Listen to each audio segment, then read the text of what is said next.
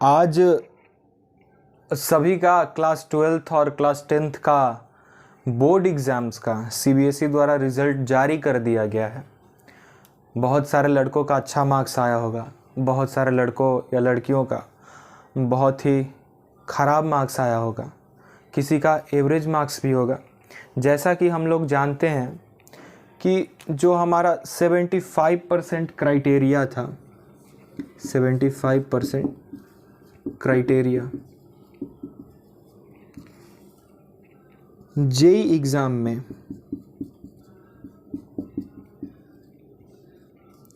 उसको Bombay high court ने खारिज कर दिया था कुछ दिन पहले।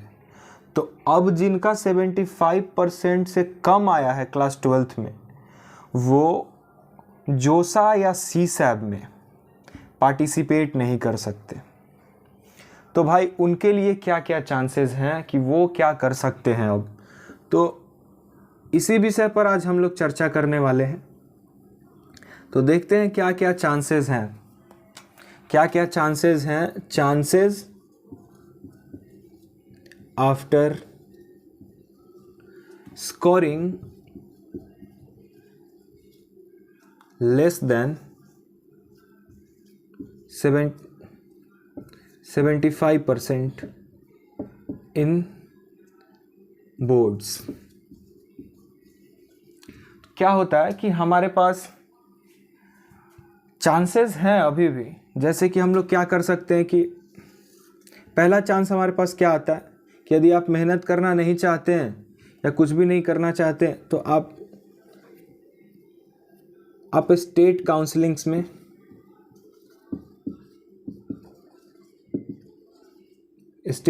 में पार्टिसिपेट कीजिए। और आपने सीयूईटी का फॉर्म भर रखा है तो सीयूईटी एग्ज़ाम्स के तहत किसी यूनिवर्सिटी में आप अपनी इंजीनियरिंग की पढ़ाई कर सकते हैं। और मान लेते हैं कि आपके अंदर कैपेबिलिटी है, आपके अंदर क्या है, कैपेबिलिटी है अच्छा करने का, तो आप क्या कर सकते हैं कि इम्प्रूवमेंट एग्ज़ाम दे सकते हैं। क्या कर सकते हैं? इम्प्रूवमेंट एग्ज़ाम दे सकते हैं। क्या कर सकते हैं कि इम्प्रूवमेंट एग्ज़ाम दे सकते हैं कि जिसका एप्लीकेशन फॉर्म आपका जुलाई लास्ट वीक जुलाई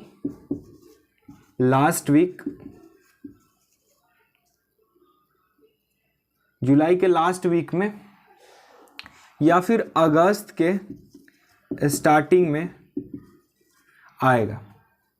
तो आप इसका फॉर्म भर दीजिए। पर सब्जेक्ट वाइज 200-300 रुपये लगते हैं, लेकिन आपका एग्ज़ाम जो होगा वो अगले साल ही होगा, नेक्स्ट ईयर, जो कि रेगुलर एग्ज़ाम्स चलते हैं उनके साथ ही। लेकिन जो आपका रिज़ल्ट है वो क्या होगा कि जो रेगुलर बच्चे हैं उनका रिज़ल्ट तो उनके स्कूल्स के पास जाता है, और जो आप इम्प्रूवमेंट देंगे आपका रिज़ल्ट आपको कुरियर किया जाएगा, पोस्ट के माध्यम या फिर जिस भी चीज़ के माध्यम से आपको पोस्ट किया जाएगा। लेकिन उसमें रिज़ल्ट में क्या होगा आपका कि जो बेस्ट आया हुआ है उसके अकॉर्डिंग वो रिज़ल्ट बना रहेगा। बेस्ट जो भी आ रखा है आपका उसके अकॉर्डिंग आपका रिज़ल्ट बना रहेगा। तो मान लीजिए कि आपने 5 सब्जेक्ट में एग्ज़ाम दिया था, जैसे कि इंग्लिश, मैथ्स, फिजिक्स, केमिस्ट्री, या और अब मान लीजिए कोई म्यूज़िक सब्जेक्ट है आपका। आपने इन 5 में एग्ज़ाम दे रखा था, आपका कम किस सब्जेक्ट में है? तो मैथ्स में है। तो आप मैथ्स का इम्प्रूवमेंट भर देंगे और फिर से एग्ज़ाम देंगे। तो जो इम्प्रूवमेंट का ये इधर डिस्कशन किया गया, इसके अकॉर्डिंग ही आपका मैथ्स का एग्ज़ाम ले लिया जाएगा। यदि आप मान लीजिए आपका फिजिक्स में भी कम है, केमिस्ट्री में भी कम है, आप अच्छा करना चाहते हो, सबका फॉर्म भर दीजिए, जितना चार्जेस हो आपको सीबीएसई को पे करना होगा।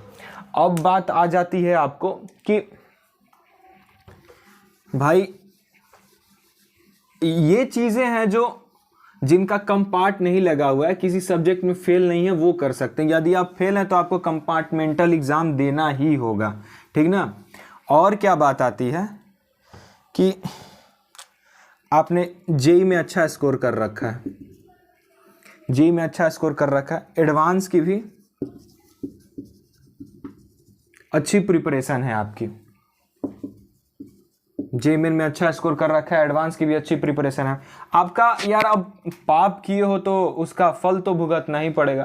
पाप यानी कि कोई वैसा पाप नहीं, फिर कम मार्क्स आने के बारे में बात कर रहा हूँ, तो आपको उसका फल तो भुगतना पड़ेगा। तो आपका, आप चाहे तो अपना साल बर्बाद नहीं करना चाहते हैं तो आपके पास ऑप्शन तो मैंने बता ही रखा है, स्टेट काउंसिलिंग्स या फिर आप CUET के थ्रू जा सकते हैं।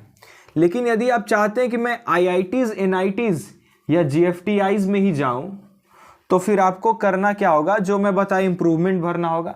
और नहीं, मान लो कि आप वो नहीं करना चाहते हो, तो ओपन बोर्ड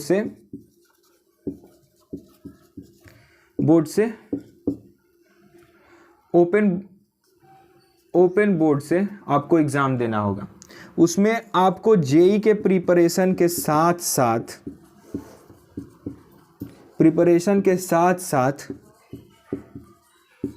साथ ही आपको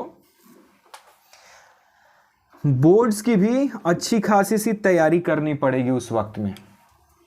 तो आप पर यदि आप मेहनत कर सकते हो तो इसे भी ऑप्ट कर सकते हो, हाँ।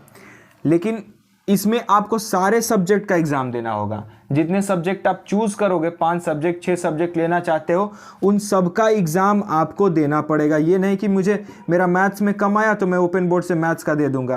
फिर आप अगले साल क्या करोगे, इस एग्जाम को देने के बाद से आप जब जेई का एप्लीकेशन फॉर्म डालोगे तो उसमें अपना ओपन बोर्ड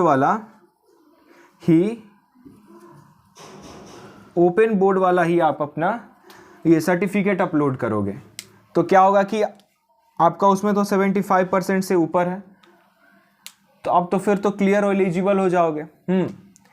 यही सारे ऑप्शंस थी यार, आप इसके ये कर सकते हो। यदि आप कुछ करना ही नहीं चाहते इनमें से भी, तो फिर भी आपके पास ऑप्शन है।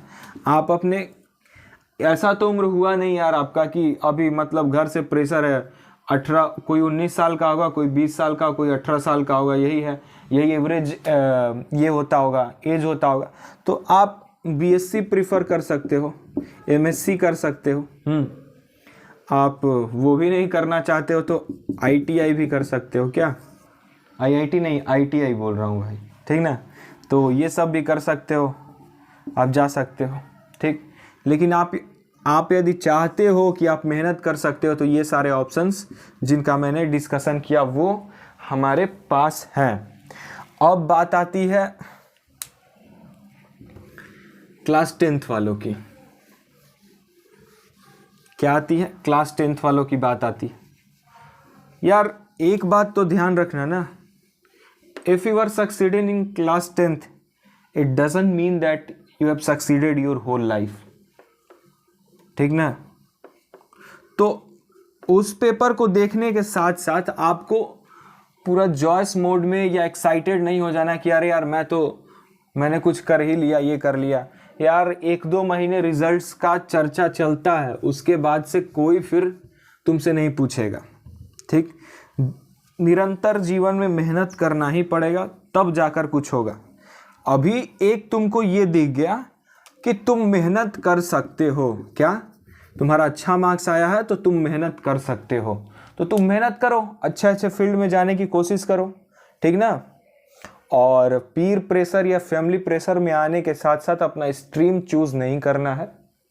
यदि तुम जेई और नीट जैसे एग्जाम को प्रेफर करना चाहते हो तो हमारे चैनल समझे क्या पर एक ब्रिज कोर्स चल रहा है, प्री फाउंडेशन कोर्स फिजिक्स का, उसको हम लोग 1-2 महीने में रैप अप करने की कोशिश कर रहे हैं। उसको भी आप ज्वाइन कर सकते हो ताकि आपका फिजिक्स में जो बेसिक्स हो वो बहुत ही बढ़िया हो जाए। और जिनका कम आया है यार, तो वो तो फिक्स ही हो गया कि आपने मेहनत या कोशिश नहीं की, या की भी तो कुछ कमी रह गई। तो फिर से आप अच्छे से मेहनत करो। ये नहीं है कि जिन्होंने कर लिया वो कुछ नहीं कर पा रहे। मेरा यार 95.67 मार्क्स था 10th क्लास में, ये मुझे याद नहीं, मैं अपना सर्टिफिकेट देख कर आया हूँ अभी, ठीक ना, तो सोचना मत। और मेरा एक दोस्त था सत्यम करके कुछ उसका नाम था, उसका था समथिंग 80 के करीब में। आज वो लड़का एक अच्छे जगह पे है, IIT BHU में है। और मैं आगे बताऊंगा मैं कहाँ पे हूँ, ठीक। तो ये मैटर नहीं करता कि कितना मार्क्स आया क्या हुआ, आप मेहनत कितना कर सकते हो वो डिपेंड करता है। सारी जानकारी जितनी थी मेरे तरफ से देने लायक वो मैंने आपको दे दी है। आशा करता हूँ कि इस वीडियो को देखने के बाद से आपको बहुत मदद मिली होगी। मिलते हैं अगले वीडियो में, तब तक के लिए धन्यवाद।